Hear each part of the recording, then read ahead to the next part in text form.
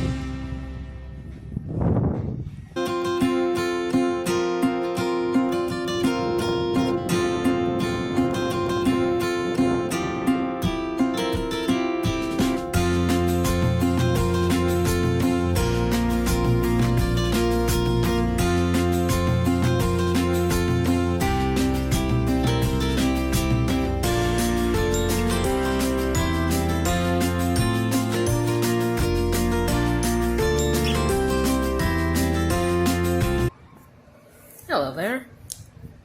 It's me again.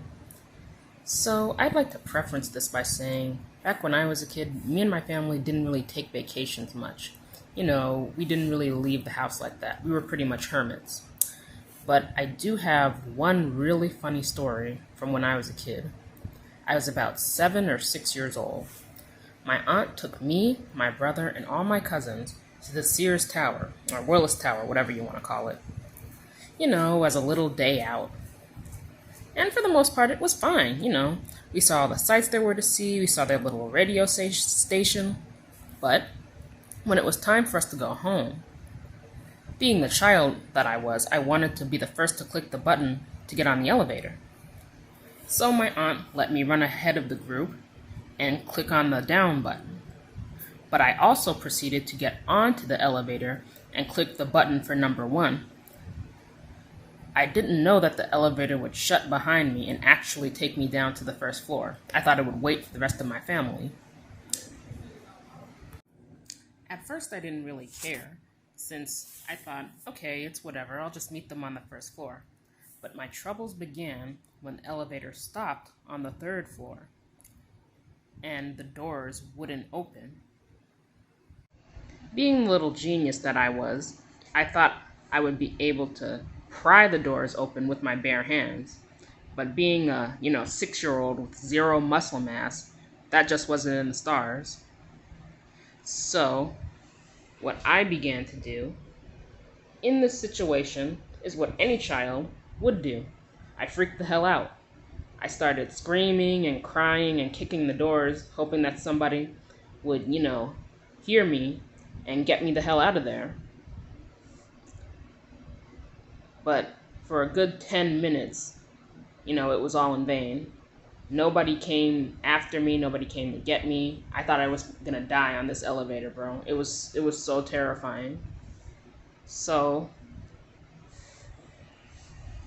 using my expert reactionary skills, I was able to goose out that there was actually an emergency button on the elevator that I could have clicked this entire time.